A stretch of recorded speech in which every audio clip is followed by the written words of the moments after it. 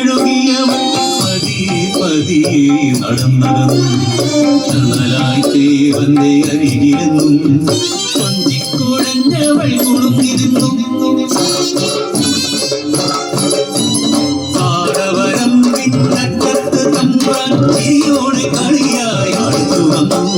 ചിരുത പെണ്ണിനെ നോക്കി നിന്നു. ആ അഴകിൽ തമ്പ്രാൻ മയങ്ങി നിന്നു.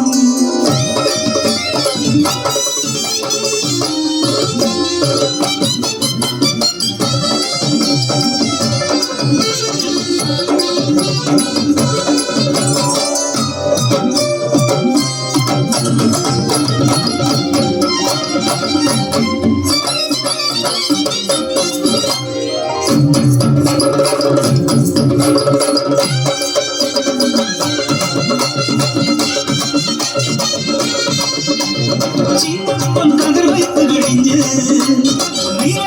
കോരി നിറക്കെ കളിയായി തമ്പ്രാൻ വീഴുന്നേ.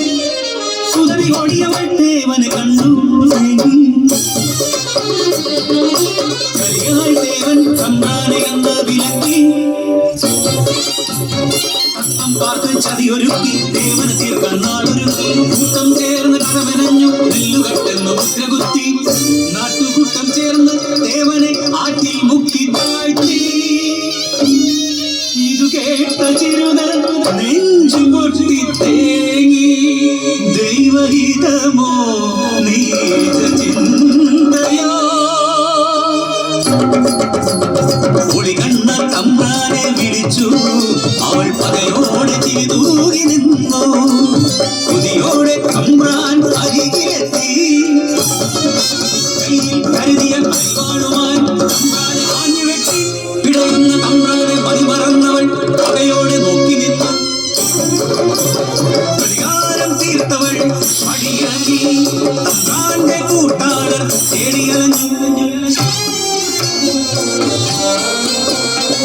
കണ്ണീരാറ്റിൻ മക്കത്ത് ദേവനെ ഓർത്തവൾ ഇടനെഞ്ചു പൊട്ടി തേങ്ങി. പകയോടെ വന്നവർ കടന്നു പിടിച്ചു. ക്രൂരമായി മർദ്ദിച്ചവളെ ഒരു കയറായി ആ മാവിൻ കൊമ്പത്ത് അവളെ കെട്ടി തൂക്കിയിട്ടു.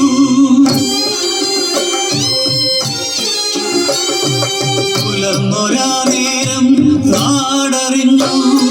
ചിരുത പെണ്ണ് തൂങ്ങിയെന്ന് കണ്ടവർ കേട്ടവർ സ്ഥിതി അറിയാതെ ധരിച്ചു നിന്നു. ചിരുത എന്തിനി കടുകൈ ചെയ്തേ.